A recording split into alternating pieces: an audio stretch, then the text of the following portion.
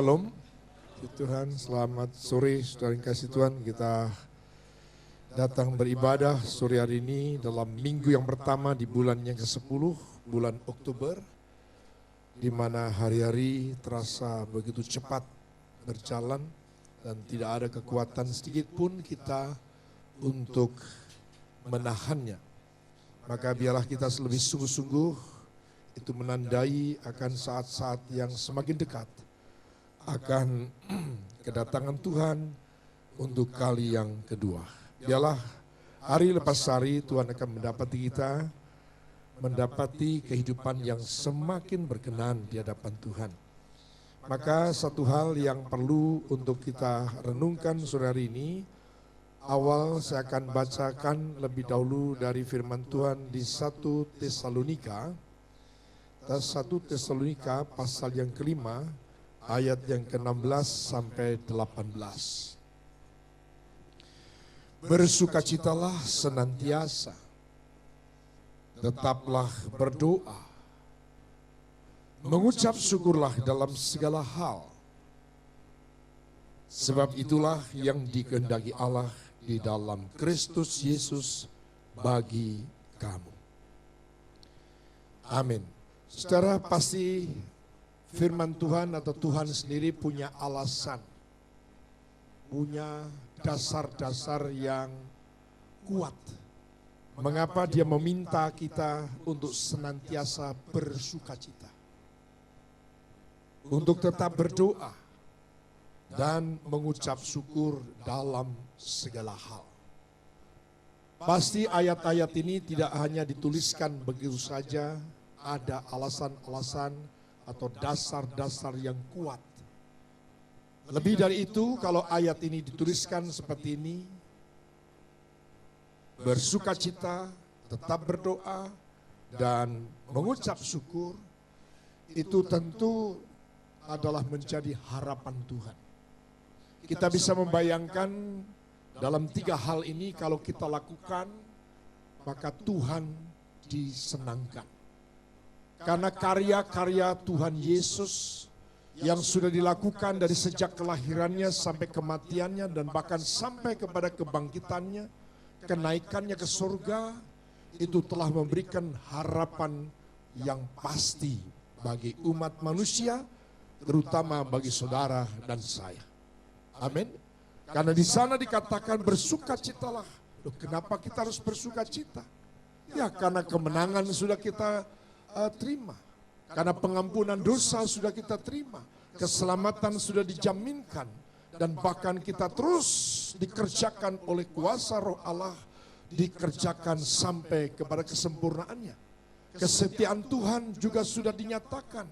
Bahwa Tuhan bukan hanya sekedar bekerja untuk mengampuni dosa kita, lalu kita ditinggal.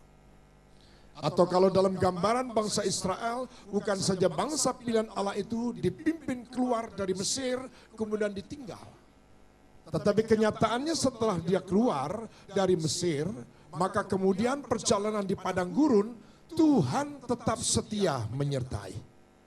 Bahkan dalam tiang awan dan tiang api, dan segala kebutuhan sepanjang perjalanan, Allah menyediakan untuk bangsanya, untuk bangsa pilihannya. Amin.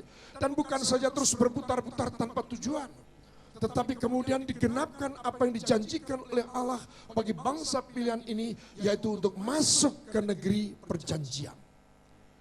Dan dalam perjalanan itu banyak kesukaran. Dalam perjalanan itu banyak hal atau tantangan yang dihadapi oleh bangsa Israel. Demikian juga kita. Kita percaya, kita sampai dengan hari ini, kita dimampukan Tuhan untuk melewati semua tantangan kesulitan yang ada. Itu oleh karena pertolongan Tuhan yang nyata dalam hidup kita. Artinya kuasa Tuhan tidak pernah berubah.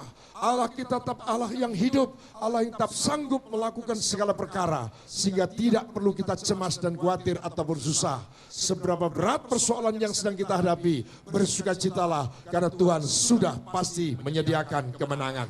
Mari berikan tepuk tangan.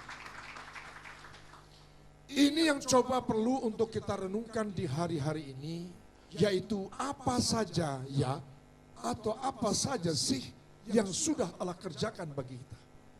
Kita tidak hanya sekedar datang kepada Tuhan untuk menuntut. Kita tidak hanya sekedar datang kepada Tuhan berdoa kepada Tuhan untuk meminta. Tetapi coba apa yang Tuhan kerjakan dalam hidup ini. Saya percaya sudah akan menemukan justru hal-hal yang lebih esensi. Hal-hal yang lebih penting dari apa yang kita perlukan selama ini.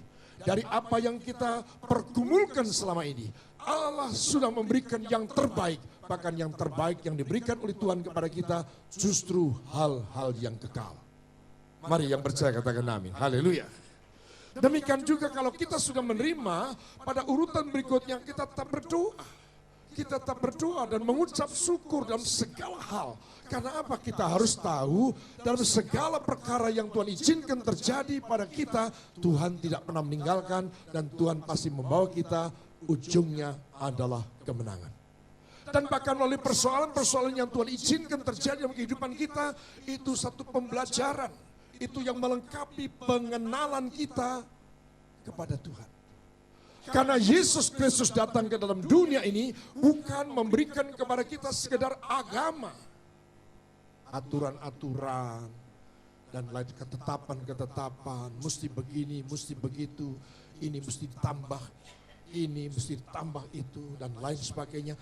Tetapi Yesus datang ini memberi kepada kita kehidupan. Kehidupan yang jauh berbeda dengan apa yang kita bayangkan atau kita jalani selama ini. Maka mari kita coba melengkapi pemahaman. Kita baca dari 1 Korintus pasal yang pertama. Apa yang Tuhan berikan pada kita. Ternyata hal yang berharga. Yang sangat luar biasa. Melebihi dari apa yang kita perlukan hari demi hari. Kalau kita mungkin memikirkan tentang kebutuhan kita hari ini, minggu depan, bulan depan, untuk bayar ini, bayar itu, sewa ini, sewa itu, dan lain sebagainya. Kita lebih dekat kepada hal itu. Yang apa yang kita perlukan. Tapi ternyata Tuhan memberi kepada kita melebihi dari apa yang kita perlukan. Kita baca dari 1 sampai dengan 9, 1 Korintus 1. Dari Paulus. Yang oleh kehendak Allah dipanggil menjadi Rasul Kristus Yesus. Dan dari Sostenes, saudara kita, kepada jemaat Allah di Korintus, yaitu mereka yang dikuduskan, perhatikan, yaitu mereka yang dikuduskan dalam Kristus Yesus dan yang dipanggil menjadi orang-orang kudus. Dengan semua orang segala tempat yang berseru kepada nama Tuhan kita Yesus Kristus, yaitu Tuhan mereka dan Tuhan kita. Kasih karunia dan damai sejahtera dari Allah Bapa kita dan dari Tuhan Yesus Kristus menyertai kamu. Aku senantiasa mengucap syukur kepada Allahku, karena kamu atas kasih karunia Allah yang dianugerahkannya kepada kamu dalam Kristus Yesus. Sebab di dalam Dia kamu telah menjadi kaya dalam segala hal. Dalam segala macam perkataan dan segala macam pengetahuan sesuai dengan kesaksian tentang Kristus yang telah diteguhkan di antara kamu. Demikianlah kamu tidak kekurangan dalam suatu karunia pun. Sementara kamu menantikan penyataan Tuhan kita, Yesus Kristus. Artinya sampai kepada penyataan Tuhan, sampai kepada kedatangan Tuhan, kita tidak kekurangan salah satu karunia pun. Amin. Ia juga akan meneguhkan kamu. Kamu sampai kepada kesudahannya, meneguhkan, memelihara, menopang dengan kekuatannya. Sampai pada kesudahannya. Sehingga kamu tak bercacat pada hari Tuhan kita, Yesus Kristus. Allah yang memanggil kamu kepada persekutuan dengan anaknya. Yesus Kristus Tuhan kita adalah apa? Setia. Wow, luar biasa. Mengapa kita harus senantiasa bersuka cita, tetap berdoa? Mengapa kita harus mengucap syukur dalam segala hal? Karena ternyata Allah telah memberikan, menganugerahkan kepada kita hal-hal yang esensi, yang terpenting, yang luar biasa melebihi dari segala apa yang bisa kita pikirkan. Sekali lagi manusia seringkali memikirkan apa yang kita lihat, apa yang kita dengar apa yang kita butuhkan hari demi hari. Itu terus dalam pergumulannya. Apalagi kemudian mendadak ada harga mahal dan sebagainya. Kita sudah mulai goncang, kita sudah mulai berpikir, wah ini bagaimana gaji tetap, tapi belanja semakin banyak keluar dan semakin tidak cukup. Ini kebutuhan listrik naik. Ya tahun ini aja sudah naik 4 kali, akan naik lagi nih bulan depan. Lalu bagaimana kita ini? Nah, kita terus mikir itu. Kita lebih dekat pada persoalan daripada kita lebih dekat daripada Allah. Kita semakin menjadi jauh daripada anugerah yang sudah Tuhan berikan kepada kita. Ini saatnya supaya saudara tidak gonjang-ganjing, saudara tidak gugur dalam iman, supaya saudara tetap bisa mengucap syukur dalam segala hal, supaya tetap berdoa, bisa tetap berdoa, dan supaya tetap bisa bersuka cita. Ayo kita lihat kembali apa yang Allah sudah berikan kepada kita. Allah kita adalah Allah yang setia. Mari tepuk tanganmu bagi Tuhan kita Yesus. Catatan saya di sini adalah yang pertama-tama itu diberikan kepada kita, yaitu anugerah yang luar biasa. Yang pertama kali yang Allah paling tahu kebutuhan Allah terhadap manusianya. Karena Allah tidak akan pernah bisa serawung, tidak akan pernah bisa berkomunikasi, tidak akan pernah bisa bersekutu dengan manusia yang berdosa. Maka pertama-tama yang dia lakukan adalah pengampunan dosa, pengudusan untuk umat manusia. Amin. Apalagi ini dinyatakan kepada jemaat Korintus. Kalau saudara membaca jemaat Korintus, keadaannya wow, tidak layak dapat pengampunan. Di sana penyembahan berhala. Di sana yang terjadi adalah imoralitas. Kehidupan seks yang tidak wajar. Laki-laki dengan laki-laki, hubungan suami istri dengan cara yang tidak wajar. Dan bahkan percabulan perzinahan yang luar biasa. Incest terjadi di sana. Tidak layak untuk mendapatkan pengampunan. Tetapi kenyataannya Allah memberikan pengampunan kepada mereka. Allah juga sudah memberikan pengampunan pada saudara dan saya.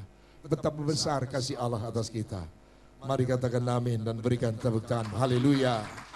Kalau kita mau menginventarisir dan mengingat-ingat tentang kasih Allah yang sudah Dia kerjakan untuk kehidupan kita, yang pertama adalah pengudusan atas kehidupan kita, dan bahkan kemudian ditetapkannya kita, dipanggilnya kita sebagai orang-orang kudus. Ini sesuatu yang luar biasa yang sudah kita terima. Dari yang tidak layak menjadi layak, dari yang jauh menjadi dekat, dari yang tidak dikenal menjadi dikenal, yang semula tidak mendapat belas kasihan, yang mestinya dihukum, justru menjadi milik Allah kita ini. Amin. Coba bandingkan setelah ini dengan firman ini, dengan gaya hidup yang kemarin yang terus bergumul, terus dengan persoalan ini. Persoalan saya katakan tidak akan pernah habis selama kita hidup dalam dunia ini. Tetapi kalau kita mulai dari sisi kehidupan yang lain, dari apa yang Allah sudah kerjakan dalam kehidupan kita, saya percaya kita akan diberi kemampuan untuk mengucap syukur dalam segala hal. Amin. Karena apa? Persoalan yang kita terima, yang kita hadapi, ternyata itu persoalan kecil. Dibandingkan dengan anugerah yang Allah sudah berikan pada kita, yaitu pengudusan.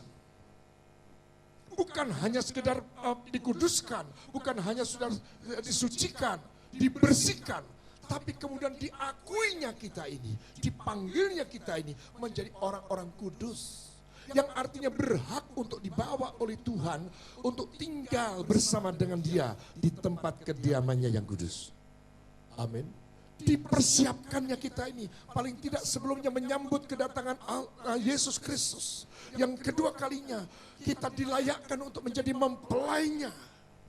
Tapi lebih dari itu, dipersiapkannya kita untuk bisa tinggal bersama dengan Dia. Dan itu terjadi bukan hanya di perjanjian baru, lebih-lebih perjanjian baru.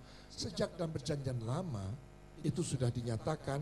Kita coba baca dalam Keluaran 15 ayat 13. Keluaran 15 ayat 13, dengan kasih setiamu, engkau menuntun umat yang telah kau tebus. Dengan kekuatanmu, engkau membimbingnya ke tempat kediamanmu yang kudus. Gak berhenti cuma keluar dari Mesir. Ya, tapi disertainya dengan tanda-tanda mukjizatnya, menyeberang dengan ada laut Teberau dan kemudian berjalan di padang gurun selama 40 tahun pun dengan setia dia menyertai umatnya. Dengan tanda-tanda heran, dipenuhinya kebutuhannya setiap hari. Tidak ada dicatat ada yang lapar dalam perjalanan padang gurun itu selama 40 tahun. Yang mati oleh karena memberontak, yang mati karena dipagut ular, karena bersungut-sungut banyak. Tapi Tuhan memelihara mereka. Dan bukan hanya terus berputar-putar di padang gurun, tapi dibawanya masuk ke tanah perjanjian. Amin. Bahkan diperjelas di sana dikatakan, engkau membimbingnya ke tempat kediamanmu yang kudus. Mari berikan dulu tepuk tangan bagi Tuhan. Wow, kalau ini sudah dapat, saudara. Kita sebenarnya memiliki lebih dari apa yang kita butuhkan. Karena apa ukurannya? Kalau hal yang seperti ini, yang kekal, yang tidak bisa disediakan oleh manusia, yang tidak bisa pernah disediakan oleh dunia, kita sudah memperolehnya. Kita di tengah pergaulan begini saja seringkali ditolak-tolak. Mereka merasa bahwa kita ini bukan bagiannya, bukan kelompoknya. Kita dianggap tidak layak kumpul dengan mereka. Kita singkirkan. Mungkin karena bau kita, mungkin karena pendidikan kita tidak level, mungkin sosialnya kita juga tidak level, sehingga kita nggak terpandang, tidak menjadi layak untuk kumpul dalam satu komunitas.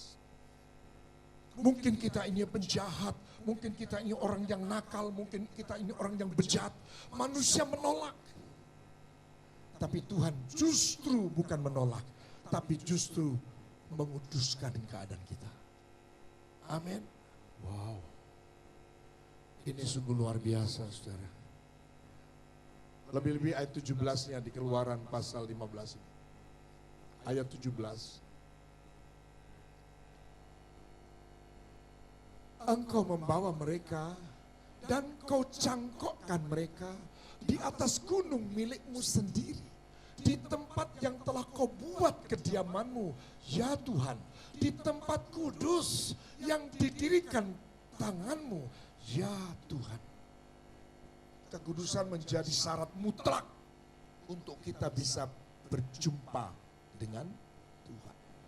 Kekudusan menjadi syarat yang mutlak, yang sangat mahal harganya, yang tidak bisa kita peroleh dengan segala daya upaya kita di tengah dunia yang jahat ini.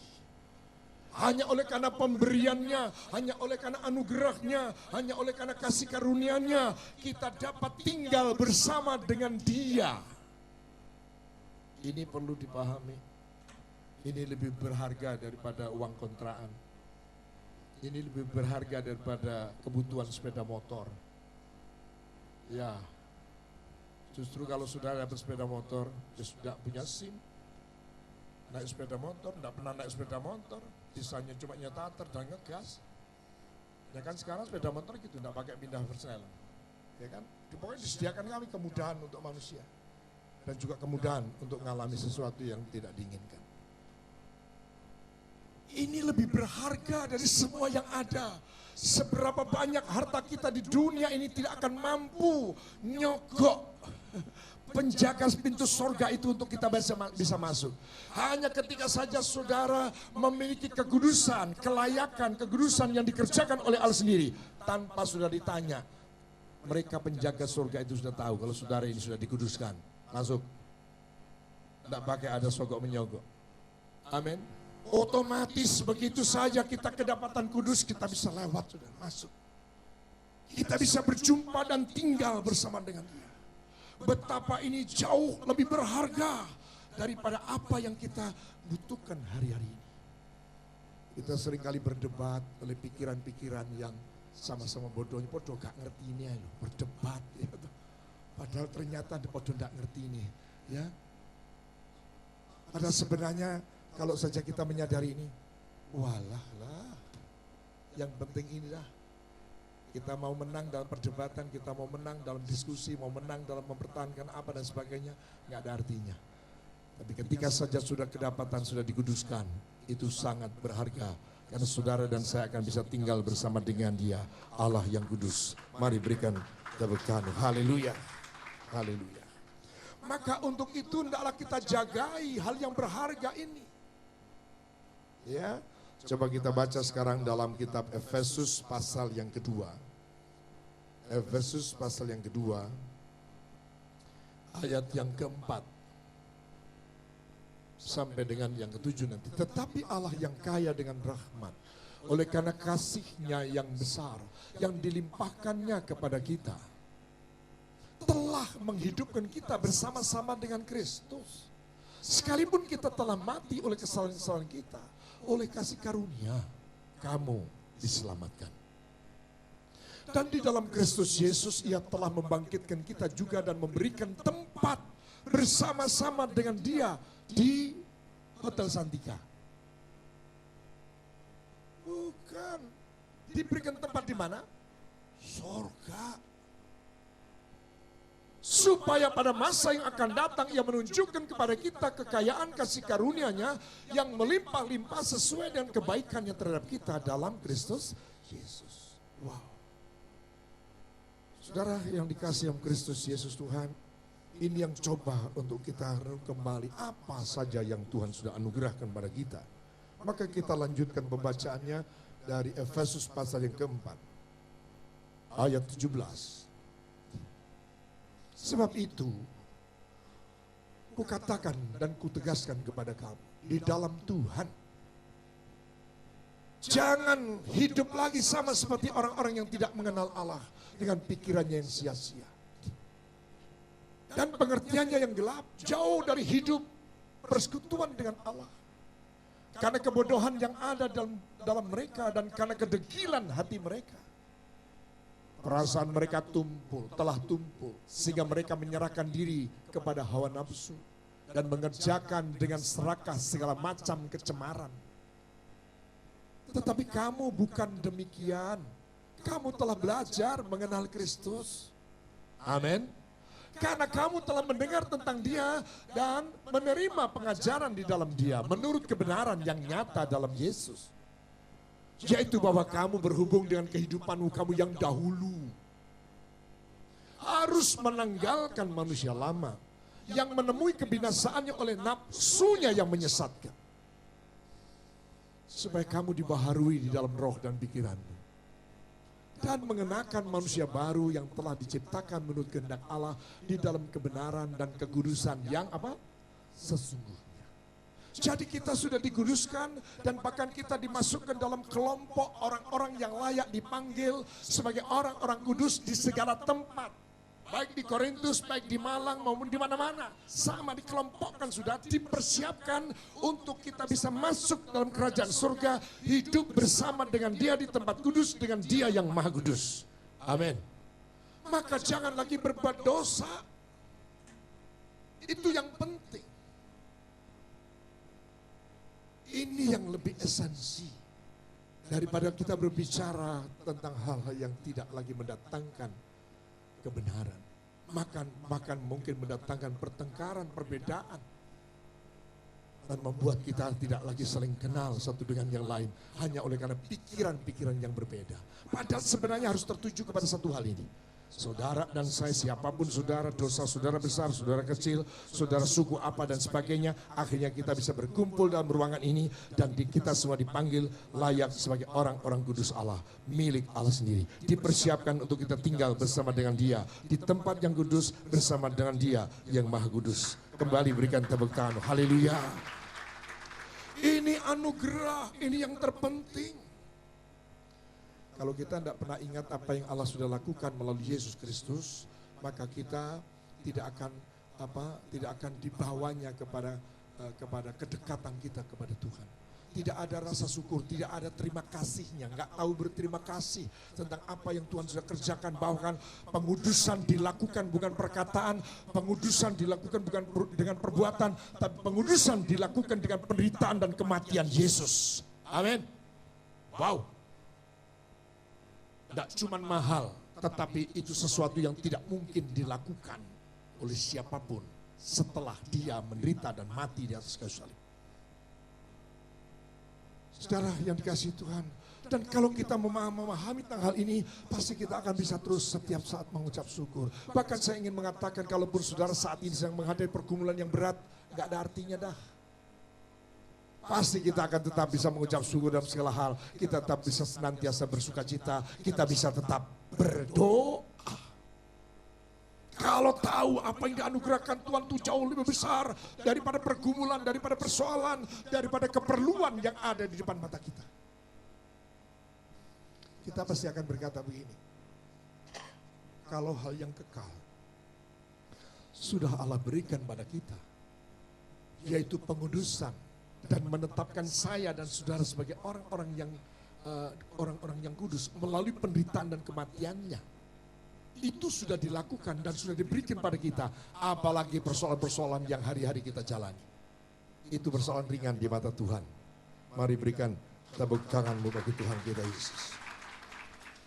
Ini yang coba perlu kita renungkan dan perlu untuk kita angkat ke permukaan, sehingga kita datang, kita beribadah, kita berdoa, tidak hanya sekedar oleh karena kita sedang ada dalam pergumulan, kita ada dalam persoalan, ada dalam pencobaan yang berat, hanya soal itu terus.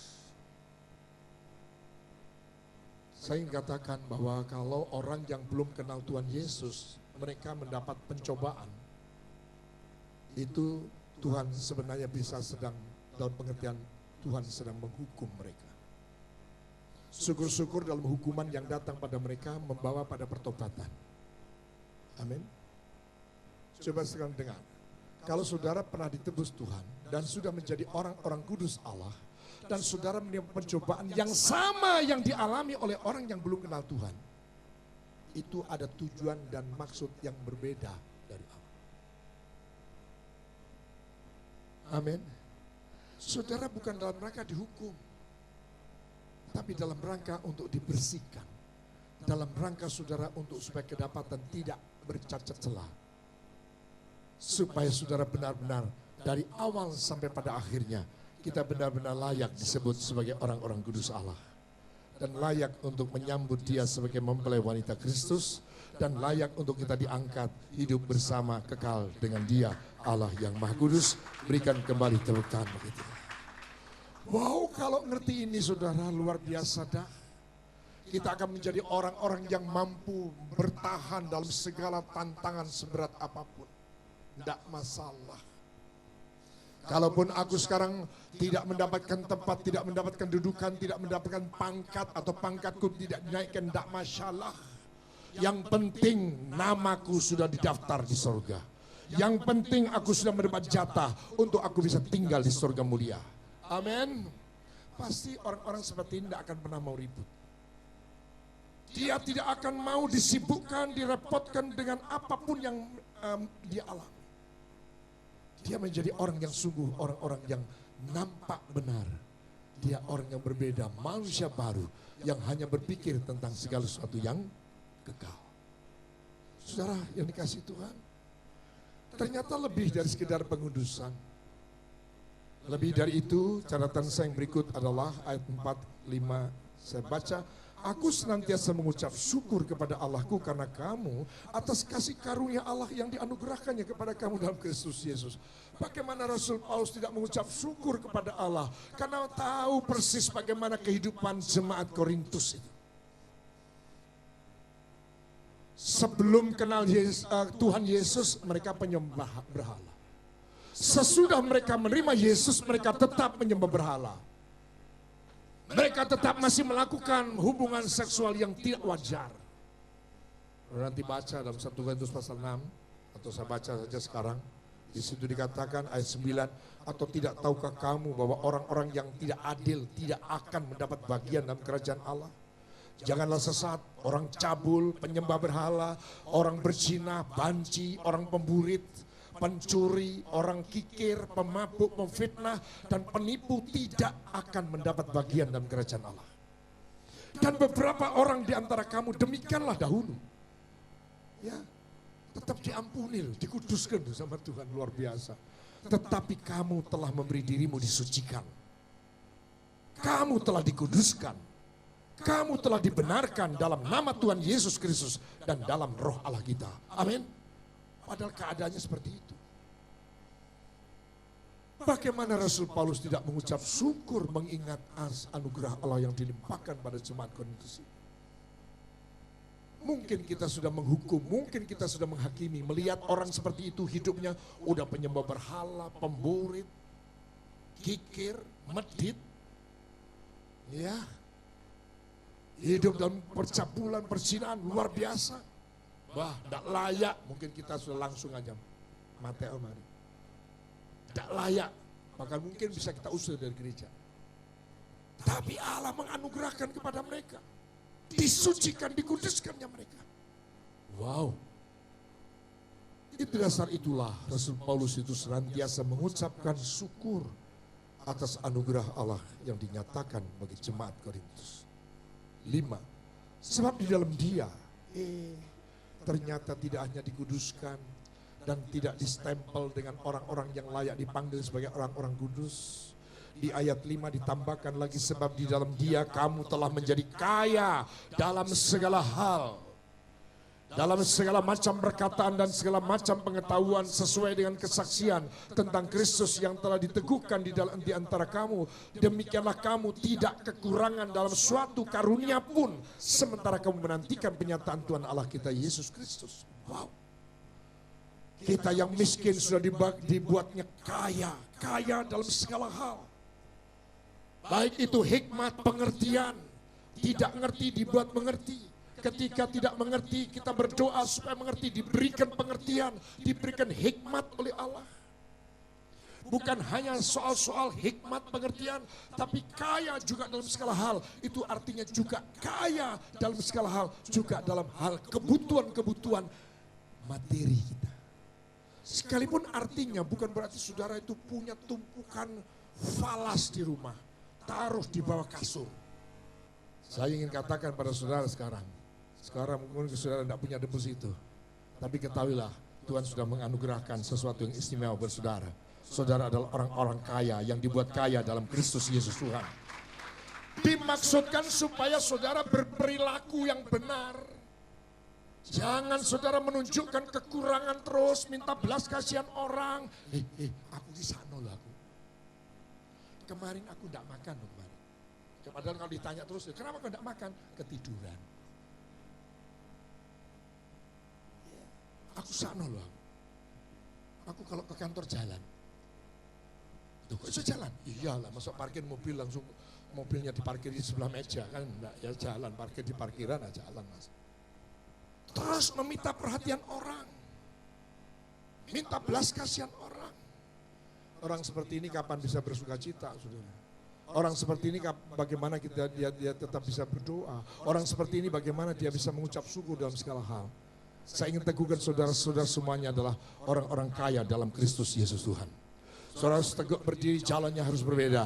Harus bangga menjadi orang-orang Kristen. Karena Allah pasti menyediakan apa saja yang kita perlukan. Berikan tepuk tangan. Mungkin saudara sekali lagi tidak punya tabungan, tidak punya deposito seperti yang bicara di depan saudara ini. Tetapi saya menikmati sungguh firman Allah ini. Setiap saya butuh, Tuhan menyediakan. Allah kita, Allah yang luar biasa.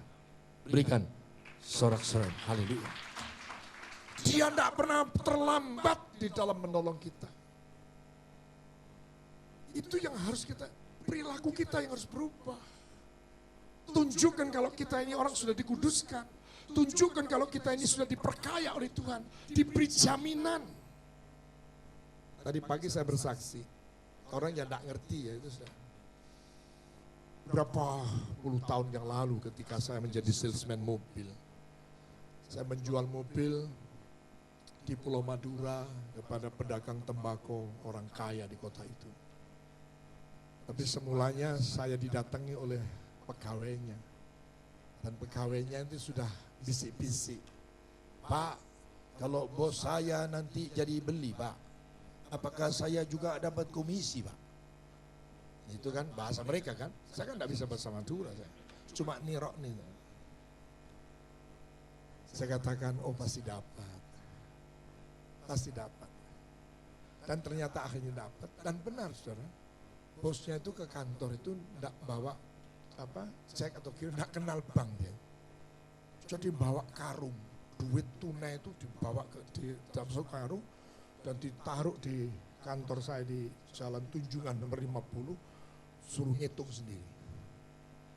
Pak, hitung saja kebutuhannya berapa, nanti kalau lebih kembalikan. Udah selesai, seminggu kemudian si pegawainya tadi yang minta komisi itu datang. Pak, mana komisinya Pak? Oh iya Pak, sudah kami sediakan. Ini Pak, saya berikan amplop tipis gitu. Itu di mana Pak? Iya itu buka di dalam. Dibuka ada cek. Saya ini butuh duit Pak, tidak butuh kertas. Bapak ngasih komisi kok kertas? Orang kalau tidak ngerti ya gini ya. Artinya bodoh. Dia sudah mendapatkan cek itu masih tidak percaya. Lalu memang ini benar kejadian. Lalu saya Pak ini cek Bapak bisa datang ke bank sana untuk diuangkan. Seorang enggak Pak, saya butuh duit Pak, enggak butuh cek. Akhirnya saya nganter dia ke bank dan coba perhatikan ya Pak. Nah ini suruh stempel belakangnya, suruh tanda tangan, tekan. Dah bukan saya yang tekan, ayo Pak sendiri. Mana KTP-nya? Ayo terus. Nah, tadi tekan 2 kali, diam sebentar. Lalu kemudian diberikan uang tunai. Iya ya. Jadi tadi kertas itu duit ya. Berharga ya. Maka itu saya beri ini Pak, daripada Bapak pulang ke Sampang ke Madura sana bawa uang tunai ini kan lebih aman kertas tadi. Iya ya. Tidak bisa dikembalikan lagi Pak. Nah. Saya ingin ngajak saudara. Sekalipun saudara tidak punya uang di rumah, saudara kaya. Karena saudara milik kepunyaan Allah. Apa yang Bapak punya, saudara punya juga.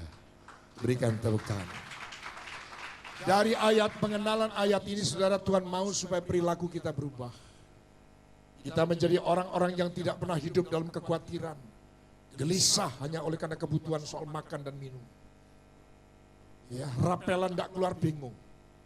Ya mungkin janji-janji dari kantor yang sebenarnya harus keluar, tidak keluar. Bahkan mungkin jumlah yang semula berapa, kemudian ternyata menerimanya kurang, saudara bikin ribut.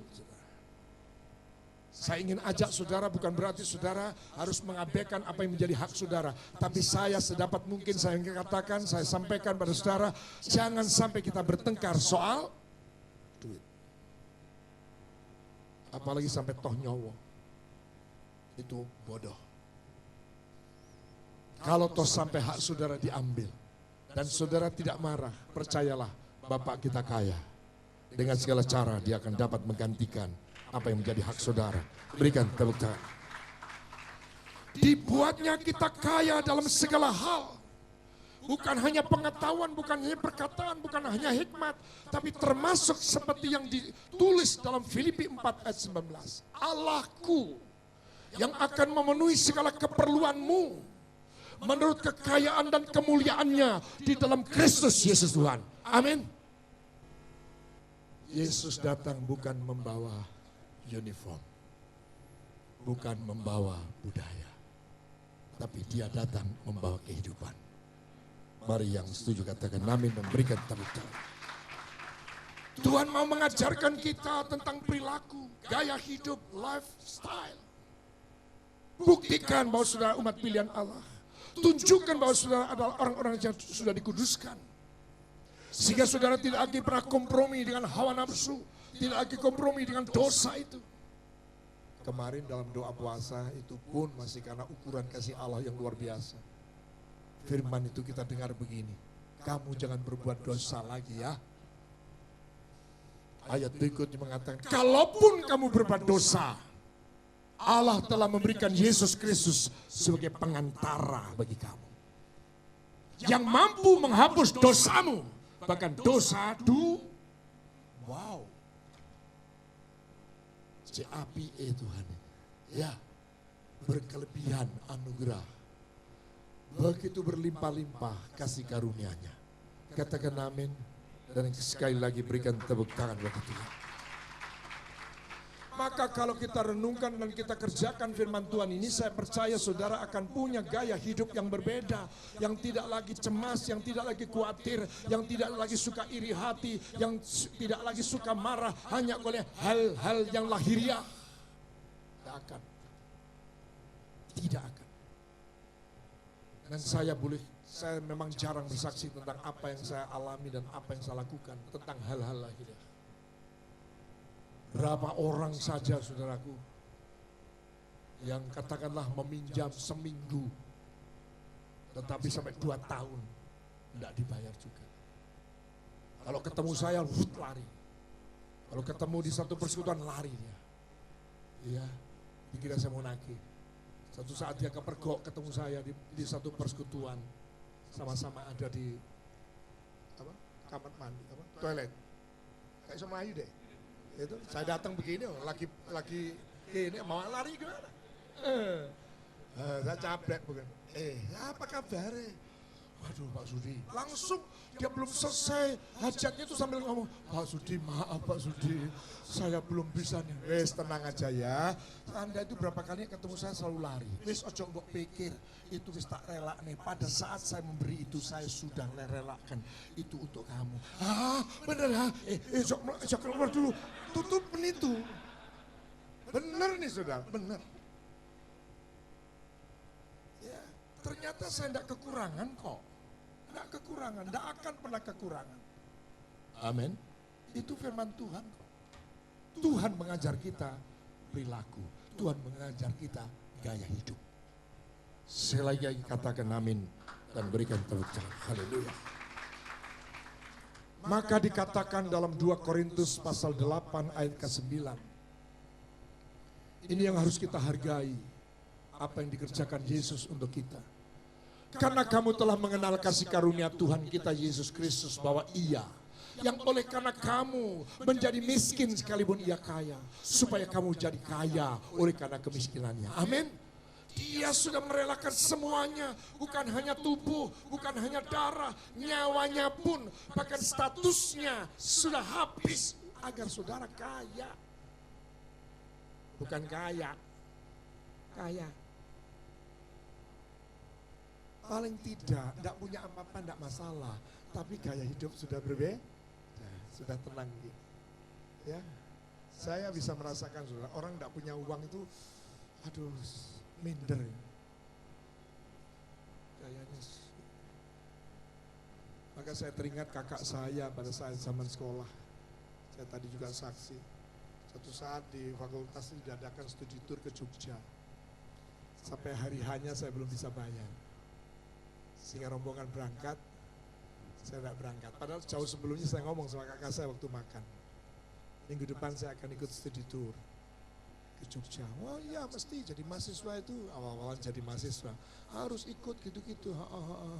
Tapi kok ya tidak sampai hariannya, tidak betul-betul duit. Ya sudah, begitu makan malam lagi karena ketemunya cuma makan malam memang. Dan kemudian dia tanya, loh dek orang situ bukan lah? Tidak jadi. Loh kenapa tidak jadi? Lah ora iso bayar bilang gitu. Loh, berapa toh? Lah keretanya sekian, ini sekian. Waktu itu saya diberikan persis jumlah yang saya ngomong itu. Saya sudah lupa angkanya itu karena sudah tahun 70-an. Dan kemudian pada waktu besoknya saya mau berangkat, saya pamit. Lalu dia panggil lagi. Jadi itu tadi jumlahnya itu kan habis untuk bayar sepur sama untuk bayar pendaftaran jadi peserta itu. Iya, lah uang sakumu. Lah gue ramangan. Loh, kira-kira. Jadi berangkatnya itu juga, ya seneng ya bisa berangkat, gak peduli berangkat aja. Tapi kan lain. Lalu dia kembali lagi masuk, ditambahi, ini uang sakunya. Ya, ini sak health-nya katanya. Oke, wah gayanya sih itu. Ya. Roto kandel sih. Ya. Karena zaman mahasiswa saya bergumul keras bagaimana saya bisa mendapatkan uang untuk bisa kuliah.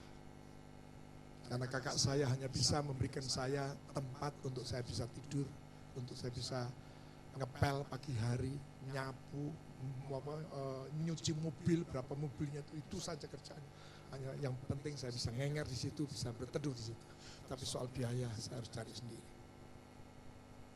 Dan ada cerita kemarin tadi pagi saya juga saksi bulan yang lalu ketika saya di Denpasar saya mendoakan tempatnya Vito Sensa Pak Setiaji. Saya doakan di situ dan ternyata di tokonya itu komplit seperti sensasi ini. Loh, wah Ada keripik ini, ada macam ini, ada pia, mangkok dan sebagainya. Tapi begitu masuk saya kemudian lihat ada kacang Shanghai mereknya Oke. Oh, ini merek lama nih. Waktu itu saya belum datang, itu Vito sama bapaknya belum datang. Saya langsung ambil dengan penuh antusias. Dan kemudian saya duduk di kursi dan saya cerita kepada teman yang menemani saya dari Denpasar itu. Belum sampai selesai, Pak Sesi datang. Oh Pak, kapan datang ini? Iya, bla bla bla bla bla. Dah. Lalu dia kata, Pak Sudi sukanya kacang Oke ya. Nanti bawa ya Pak, bawa. Pak, ini saya ngambil bukan soal saya suka kacang. Tapi ini ada sejarahnya Oke ini buat saya. Loh kenapa Pak? Saya dulu kalau berangkat kuliah, saya selalu bawa kacang ini saya jual sama teman-teman itu. Jadi saya ini salesman-nya Pak Setiawaji. Untuk khusus kacang Oke. Dia waktu itu tidak percaya. Mana mungkin Pak, masa iya? Wong itu kami, keluarga kami di sini dan itu. Pak, lalu Bapak itu ambilnya dari mana? Belinya dari mana? Saya sebut namanya, yang saya selalu ingat. Siapa yang suka nolong saya, ngajarin saya untuk kerja, itu saya masih ingat sampai sekarang. Saya kulaannya sama Pak Basuki. Loh, Pak Basuki, orangnya yang gemuk. Bisa Pak Sudi tahu, itu gurunya koko saya. Berarti Pak Sudi tahun itu sudah tahu ini. Iya Pak, saya jualan, bukan dimakan, jualan. Sebab kalau waktu kuliah sama sekali tidak ada. Duduknya depis, meneng. Ono acara apa-apa meneng. Aduh. Tapi ada uang sedikit gitu, udah lain. Wah, ya, sudah lain. Lain. Saya tadi ada Bu Sudi juga gitu. Istri saya tuh seringkali, Bu Sudi itu seringkali pergi sendiri. Perginya bukan ke Jakarta saja, tapi ke luar negeri. Ya, beberapa minggu yang lalu dia ke Italia. Mengikuti konferensi ahli forensik dunia. Saya tahu dia dinas, tapi saya juga tahu kalau orang dinas itu cumpon. Dan bahkan pada waktu itu harus beli tiket sendiri. Ya, karena uangnya belum bisa keluar. Ya sudah, kemudian saya tanya, loh, dibawa yang enggak katanya. Ya sudah, dan satu hal yang saya tahu Bu Sudi itu orang yang enggak pernah minta. Dan saya tahu diri, saya hitung. Ibu nanti naik apa? Mendarat di mana? Mendarat di sini. Naik kereta? Iya. Itu berapa? Oh sudah tanya, harganya sekian, 50 euro. Pulang ke 100. Lalu ini hotel, ini. Oke, itu saya jumlah. Saya tambahin lagi. Saya berikan. Selamat jalan. Ya. Dia senang dong, berangkatnya sudah lebih semula ya lemas. Tapi begitu pegang itu, lah kok akemen tuh Bang? Ya, jaga-jaga. Tapi saya ngitung-ngitung lagi, dia belum pernah ke Italia sendiri, dia belum pernah ke kota itu sendiri. Ya, kemudian dia sudah sampai di bandara, saya BBM dia. Kalau ada apa-apa, kartu yang tambahan yang saya bawa, yang saya kasih itu, pakein saja, enggak apa-apa. Gitu. Wah ya, terima kasih. Oh, tambah seneng mana? Kira-kira saya bayangkan tambah dekek mana? Ya, karena ada. Tapi kemudian beberapa saat kemudian dia rupanya setelah ditelepon, saya SMS itu, dia rupanya nyari ini. Ternyata akhirnya apa? Kartunya ketinggalan. Yo bejamu aku. Ya, saudara, kalau kita tidak ada apa-apa itu, waduh rasanya. Tapi saya katakan sekarang saudara punya apa-apa. Karena saudara punya Yesus, dialah segala-galanya bagi kita. Berikan kepercayaan. Terakhir saya baca ayat 8 dan 9, ia juga akan meneguhkan kamu sampai kepada kesudahannya. Sama dengan Keluaran tadi, 15 ayat 13 tadi. Bahwa dia yang akan meneguhkan kita, membimbing kita sampai pada tempat kediaman yang kudus. Lalu di sini dikatakan ia juga meneguhkan kamu, menjamin saudara untuk sampai pada kesudahannya, dijagai saudara, dilindungi saudara, diberkatinya saudara, supaya apa? Sehingga kamu tak bercacat pada hari Tuhan Yesus Kristus. Dijadikannya saudara layak untuk menjadi mempelai wanita Kristus. Dijaganya, dibimbingnya luar biasa. Ini jaminan Tuhan. Bahkan ayat 9, Allah yang memanggil kamu kepada persekutuan dengan anaknya. Wow, sudah tidak layak, sudah jahat, bejat dan sebagainya, malah dirayakkan untuk menikmati persekutuan dengan Yesus. Yesus ada dalam kita, kita ada di dalam Dia. Dan bahkan lebih jauh dikatakan, yaitu anaknya Yesus Kristus Tuhan kita adalah setia. Wow. Maka saya mengajak seluruh jemaat mulai sore ini, seberapa berat, seberapa banyak masalah saudara, tenang. Amin. Saudara di dalam diri saudara ada jaminan untuk saudara memperoleh kemenangan. Yang penting sikap laku kita, perilaku kita harus benar sebagaimana yang Tuhan kehendaki. Ingat, saudara sudah dikuduskan dan dilayakkan dan dibenarkan dan layak dipanggil sebagai orang-orang kudus Allah. Saudara dibuatnya kaya dalam segala hal. Artinya saudara mampu menyelesaikan segala masalah apapun juga. Tepuk tangan bagi Tuhan kita Yesus. Ini yang harus kita nikmati. Kehidupan ini yang harus kita nikmati. Ya, bukan hanya sekedar tata cara kita, tapi hidup ini. Ini yang penting. Saudara yang kasih Tuhan, saya harap saudara menangkap sesuatu saudara ini. Amin. Dan supaya kehidupan kita mengalami perubahan. Akan banyak tantangan di depan kita. Saudara bisa gambarkan, Amerika beberapa hari yang lalu menyatakan shutdown. Berhenti semuanya. Tidak belanja apa-apa, tidak lakukan apa-apa.